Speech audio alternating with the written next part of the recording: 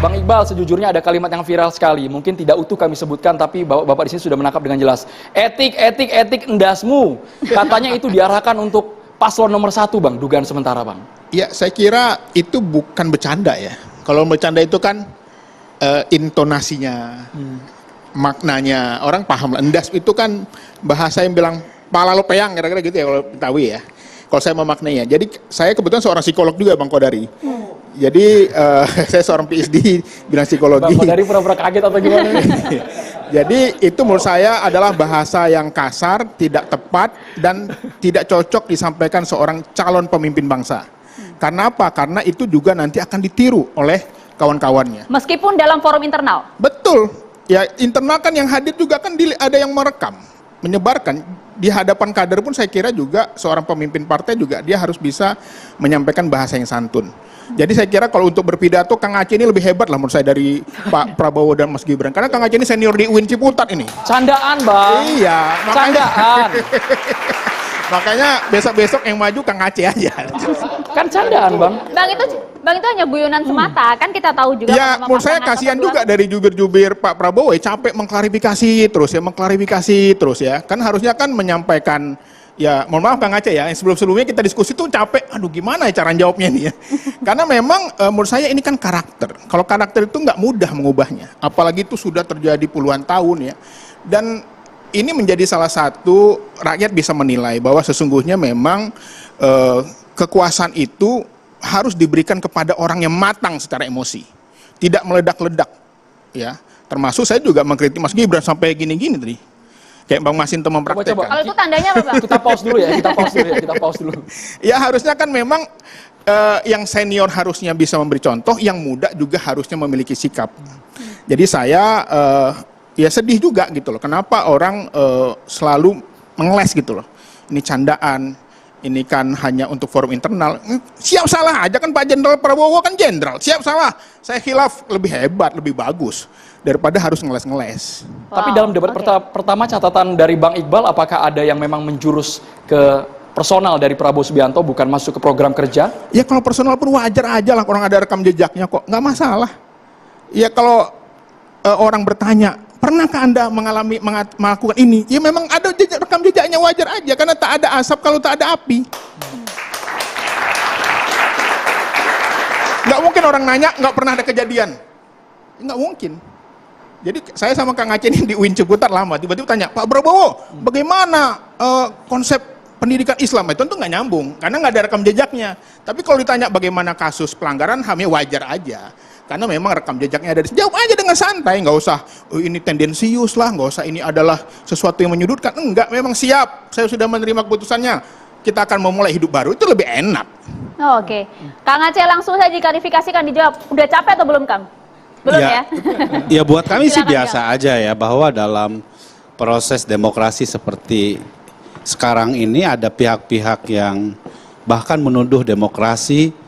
Justru dengan demokrasi ini orang-orang seperti Mas Iqbal ini kan bisa menyampaikan dengan lebih lugas untuk menyampaikan berbagai pemikiran, pandangan, termasuk untuk menyampaikan misalnya kritikan-kritikan seperti ini.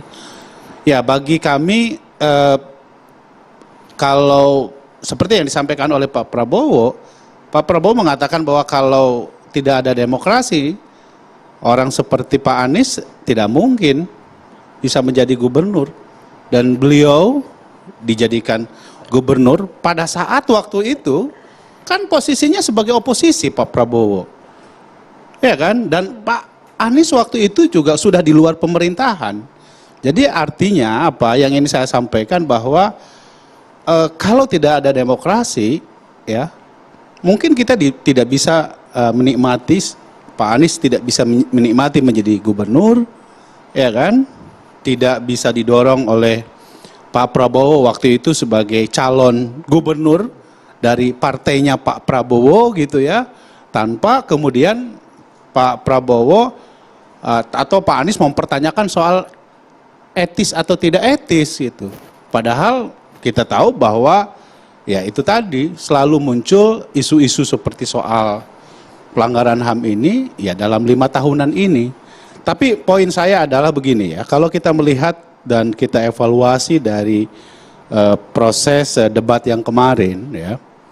Bagi kami debat yang kemarin, saya tentu sebagai pendukungnya Pak Prabowo Gibran, saya harus mengatakan bahwa Pak Prabowo telah menunjukkan seorang yang betul-betul negarawan gitu ya. Sekalipun beliau katakanlah diserang dengan berbagai, terutama saya kira isu 5 tahunan ini selalu muncul kepada beliau, ya beliau dengan sangat elegan menyampaikan. Ini serangannya kanan bahwa, kiri loh Kang Aceh. ya itu konsekuensi dari pemenang ya begitu Pak. Itu harus saya sampaikan. Ya, jadi ya kita sebagai pemenang harus menerima berbagai macam kritikan dan saya kira Belum menang, kapan menang? ya setidaknya ketika kami dinilai memiliki dinilai gitu ya, memiliki keunggulan maka serangannya itu kepada yang dinilai punya potensi untuk menang. Kalau misalnya kami tidak dinilai memiliki potensi untuk menang, untuk apa diserang-serang? Toh pada akhirnya kami dinilai sebagai inferior gitu loh. Jadi karena itu ya bagi kami tentu seharusnya debat adalah bagaimana kita bisa mengeksplorasi gagasan, bisa menawarkan, mendalami apa yang ada di dalam pikiran masing-masing calon tersebut, ya sehingga masyarakat diberikan tawaran-tawaran yang banyak dari berbagai kandidat tersebut gitu ya, sehingga dari situ masyarakat diberikan berbagai macam pilihan tentang apa yang terbaik di antara gagasan-gagasannya tersebut.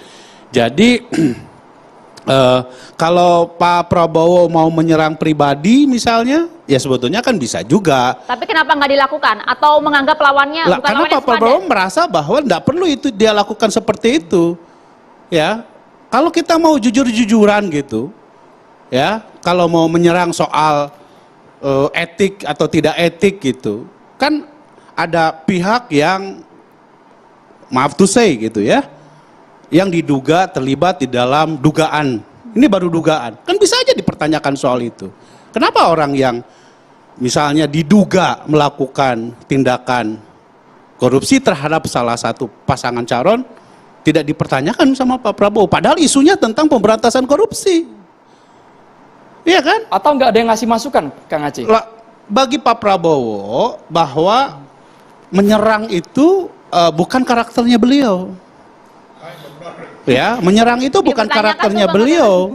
Tidak kemudian menyerang secara, kalau kita mau jujur-jujuran gitu ya, kan setiap kita misalnya di antara dua pasangan yang menjadi rivalnya Pak Prabowo, kalau mau misalnya ini baru dugaan, kan bisa saja ditanyakan soal itu. Tapi kan nggak dilakukan.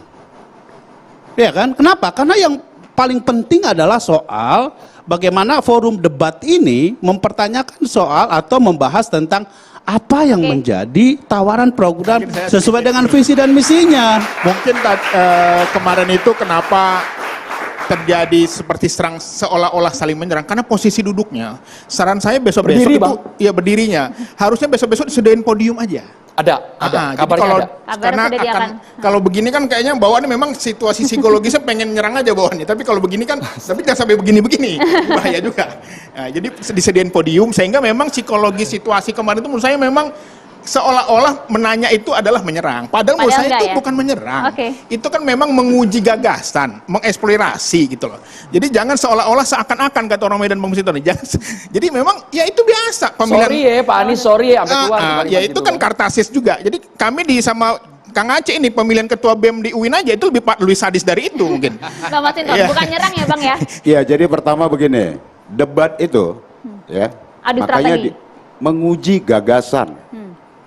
Dalam debat tendensi iya, menyerang iya, karena memang diserang tuh idenya, pikirannya, programnya, dan memang yang namanya debat, ya memang adu serang, gitu loh, debat antar kontestan, dan itu maka diagendakan. Kalau takut debat, takut diserang, ya jangan datang, joget aja. Gitu loh. Nah kemudian tadi yang disampaikan Aceh, menurut saya itu bahaya benar. Bagian mana Bang? Ini menegaskan merasa sudah menang tadi. Oke. belum pemilu udah menang. Ini sama seperti boleh dong kita sama merasa seperti menang. Masa zaman Orde Baru. Gak boleh merasa menang sih. Loh, ya saya ini sebagai ya kontestan tentu kita harus optimis bahwa saya kita kemudian bisa menang. saya kemudian mengingat rekam jejak perjalanan Republik ini.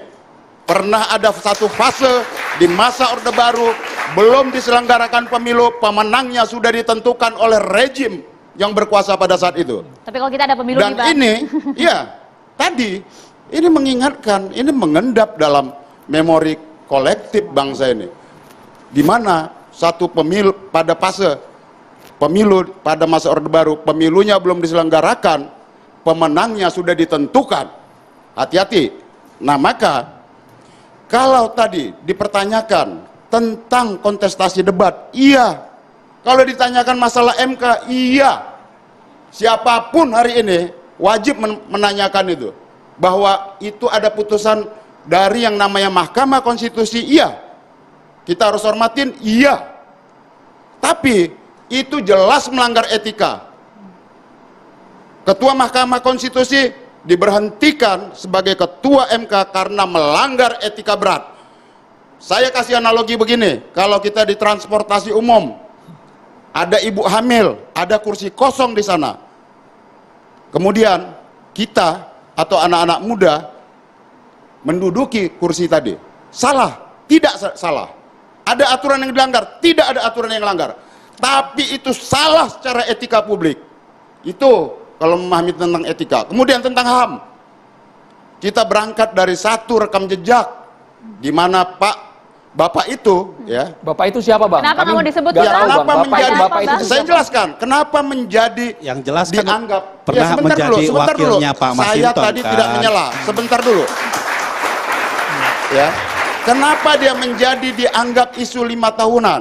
Kenapa dia menjadi sensitif? Kemarin itu yang dibahas tema tentang pemberantasan korupsi, tema tentang pemerintahan, tema tentang demokrasi. Biasa aja. Gitu loh. Ketika ditanyakan HAM, di mana itu dianggap sebagai tendensius, dianggap sebagai sebuah isu yang sensitif, kan gila aja bangsa kita ini. Gila aja kalau ada orang kemudian ditanyakan persoalan rekam jejak, emosi.